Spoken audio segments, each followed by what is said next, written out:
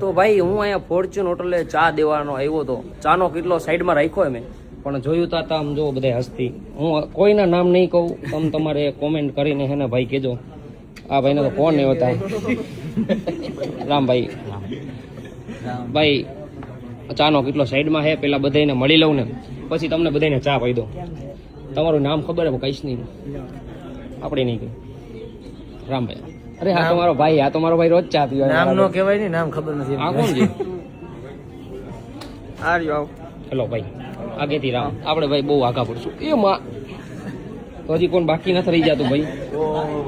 અરે રે હજી હું ચા પીવાનું વિચારું, આ કઈક બીજું પીએ છે મારો ભાઈ, બીજું કઈક પીએ. આ શું છે? આ ફોર્માલિટી.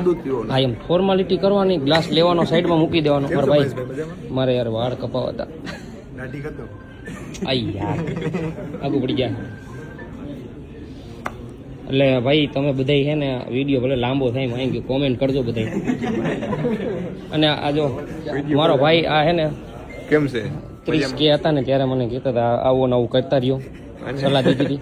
અને મારા ભાઈએ કીધું હતું કે સફરજન લઈ લીધો હપ્તે લીધો પણ લઈ લીધો.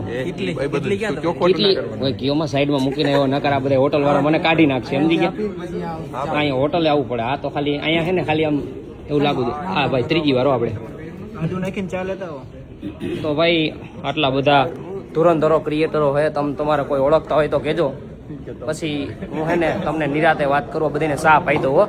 જય દ્વારકાધીશ. હાલો.